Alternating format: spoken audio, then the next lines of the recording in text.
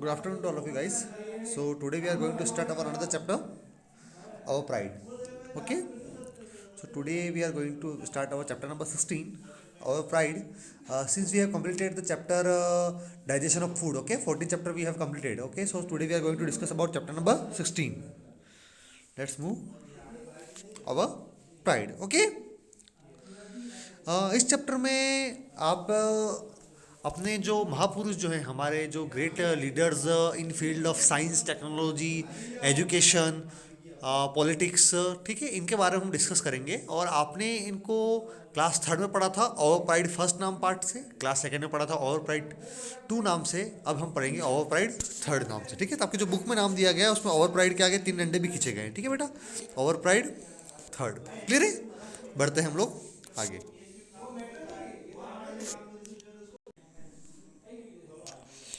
तो हम बात करते हैं हमारे first page number chapter number 16 page number 89। यहाँ पे हमारे फर्स्ट साइंटिस्ट का जो नाम दिया है वो है विक्रम साराभाई। ठीक है, Vikram Sarabhai was a symbol of devotion and dedication. He had special interest in mathematics and science right from his childhood. आपको मैं बता दूं कि Vikram Sarabhai was a science literate and he was the leading person and he was the main person who was responsible for foundation of ISRO, Indian Space Research Organization. Okay, आज जो आपका इसरो है Indian space research organisation, जिसका आपका headquarter Ahmedabad में है और जिसके कुछ लॉन्चिंग साइट श्रीहरिकोटा वगैरह हैं, सतीश धवन श्रीहरिकोटा के हैं। ठीक है, ये आज हम इतने सैटेलाइट जो छोड़ पा रहे हैं, हम रॉकेट लॉन्च कर पा रहे हैं, इसका श्रेय कहीं न कहीं विक्रम साराभाई को जाता है, जिन्होंने हमारे इंडिया में इसरो की स्थापना की, who founded the ISRO. Okay बेटा, he had special interest in mathematics social science right from his childhood. He found practical solution of many complicated problem related to universe and solar system. वो बचपन से ही आपके जो विक्रम साराभाई थे, बचपन से ही आपके यूनिवर्स में काफ़ी ज़्यादा इंटरेस्टेड थे। उन्हें एस्ट्रोलॉजी काफ़ी अच्छी लगती थी और वो हमेशा तारों की और यूनिवर्स की बातों में खोए हुए रहते थे। तो उन्होंने बहुत सारे डिफ़िकल्ट क्वेश्चंस जो थे यूनिवर्स से रिलेटेड, उनको सॉल्व किया उन्होंने, उनके बारे में हमें सॉल्यूशंस दिए हैं। In field of energy he gave a new direction to our country and make extensive effort for its peaceful use. Energy के भी, जैसे एनर्जी की बात करूँ तो एक हमारी न्यूक्लियर एनर्जी होती है, जिससे न्यूक्लियर से बॉम्ब भी बनते हैं और इलेक्ट्रिसिटी भी बनती है। क्लियर है? तो ये एक साइंटिस्ट है आपके विक्रम साराभाई, और साथ में ही आपके एक होमी जहांगीर भाभा करके भी उस टाइम पे साइंटिस्ट हुए थे। दोनों ने मिलकर एनर्जी के पीसफुल यूज़ को, मतलब बॉम्ब ना बना करके उस एनर्जी से इलेक्ट्रिसिटी बनाने पर बात पर बहुत ज़्यादा जोर दिया था। Established Indian space research organisation, मैंने बताया है आप लोगों को। Due to his effort today India has launched many satellite in space. उनके ही एफर्ट से इंडिया ने आज विदेशों में इतनी ज़्यादा, इंडिया खुद की भी सैटेलाइट छोड़ रहा है और मतलब दूसरे देशों के भी सैटेलाइट्स को इंडिया भेज रहा है स्पेस में। समझ रहे हो? मतलब इंडिया ने इतने सारे अचीवमेंट्स कर लिए हैं। तो फाउंडेशन रखने वाले हमारे विक्रम साराभाई थे। और आपको एक बात जानकर बहुत ज़्यादा हैरानी होगी कि इंडिया के former president APJ Abdul Kalam का इंटरव्यू भी विक्रम साराभाई ने लिया था। और Vikram Sarabhai was the person who give him projects for design of an engine, actually cryonic engine, yeah, which are called exactly which are made in our country. He was not only great scientist but also had an interest in art, education and society. वो एक अच्छे social वक्ता भी थे, उनके काफ़ी अच्छे अच्छे कोट्स भी हैं। क्लियर है? वो आर्ट और एजुकेशन में भी काफ़ी ज़्यादा इंटरेस्टेड थे। क्लियर? बढ़ते हैं हम लोग आगे की तरफ और अब बात करते हैं हमारे नेक्स्ट साइंटिस्ट जो हैं उनके बारे में, होमी जहांगीर भाभा। क्लियर है? होमी जहांगीर भाभा भी काफ़ी रिनोन साइंटिस्ट हैं इंडिया के, और इन्हें इंडिया की जो एटॉमिक जर्नी है उसका फादर भी कहा जाता है। इंडिया आज एटॉमिक जर्नी जो इंडिया ने कवर की है, इंडिया के पास आज न्यूक्लियर वेपन्स भी है, न्यूक्लियर एनर्जी भी पॉसिबल है। इंडिया के जो न्यूक्लियर रिएक्टर बना था, जो पहला न्यूक्लियर रिएक्टर अप्सरा बना था, ठीक है, उसमें बहुत बड़ा कंट्रीब्यूशन माना जाता है जो होमी जहांगीर भाभा का।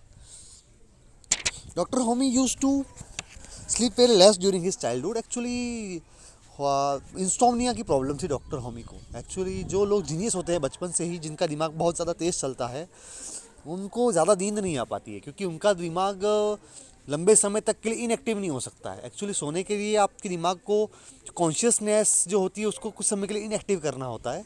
और उनका ब्रेन इतना ज़्यादा फास्ट था, वो मतलब बाय बॉर्न जीनियस थे कि उनका दिमाग बहुत कम सो पाता था। तो उनके पेरेंट्स उनको डॉक्टर के पास भी ले गए थे, तो डॉक्टर ने बताया था कि आपका बच्चा बहुत ज़्यादा हेल्दी है, उसको कोई दिक्कत नहीं है, उसको कोई मानसिक परेशानी नहीं है, ना कोई फिजिकल प्रॉब्लम है, ना कोई मेंटल प्रॉब्लम है। Due to his wisdom he is not able to sleep. तब उसके पेरेंट्स ने उसका ध्यान साइंस की तरफ खींचा और धीरे धीरे उन्होंने फॉरेन से पढ़ाई करी, अपनी कैम्ब्रिज यूनिवर्सिटी ऑफ लंदन से उन्होंने अपनी एजुकेशन कंप्लीट करी और उनका ध्यान फिजिक्स की ओर ज़्यादा था। ठीक है, तो बढ़ते हैं हम लोग आगे की तरफ। Later he discovered the meson. एक मेसॉन पार्टिकल होता है, ठीक है, जो इलेक्ट्रॉन से थोड़ा सा भारी होता है। क्लियर है, इलेक्ट्रॉन भी एक पार्टिकल है, नेगेटिव चार्ज पार्टिकल है, उससे थोड़ा सा भारी होता है, मीसॉन करके पार्टिकल। क्लियर है, ऑफ कॉस्मिक रेज। क्लियर है, तो उन्होंने कॉस्मिक रेज का इन्वेंशन किया था और वहाँ से मीसॉन पार्टिकल की इन्वेंशन करके बताया था। He was the first director of Tata institute of fundamental research. Tata institute of fundamental research के फर्स्ट डायरेक्टर बने। In his life time he emphasize the use of indigenous resources so that India could become self-dependent in field of atomic science। उसने indigenous resources के ऊपर जोर दिया ताकि India को विदेशों से चीज़ें एक्सपोर्ट इंपोर्ट ना करनी पड़े, विदेशों के ऊपर डिपेंडेंट ना रहना पड़े और इंडिया को सेल्फ डिपेंडेंट बनाया।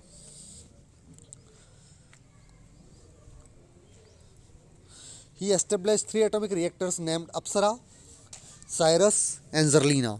ओके, उन्होंने 3 आपके एटॉमिक रिएक्टर्स बनाए, एक अप्सरा है, दूसरा साइरस है और तीसरा जर्लिना है। He emphasized the peaceful use of atomic power. उसने peaceful use of atomic power देने पर विश्वास रखा था। वो भी हमारे विक्रम साराभाई की तरह न्यूक्लियर बम बनाने में विश्वास नहीं रखते थे। वो चाहते थे कि न्यूक्लियर एनर्जी को हम इलेक्ट्रिसिटी बनाने में इस्तेमाल करें, ना कि कोई वॉर मटेरियल बनाने में।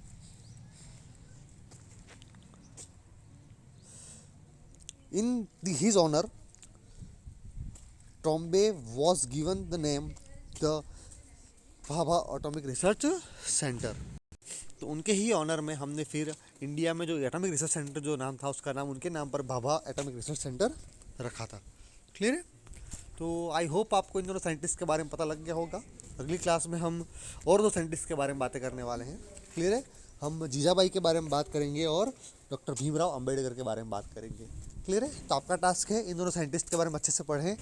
यूट्यूब पर भी इनके लिए बहुत अच्छे कंटेंट्स अवेलेबल हैं, तो आप उनको अच्छे से पढ़ें। वहाँ पे अच्छे एनिमेशन और ग्राफिक्स भी हैं, तो उसकी वजह से आप अच्छे से समझ सकते हैं इसको। ठीक है, तो it is enough for today, we will meet you tomorrow. Okay.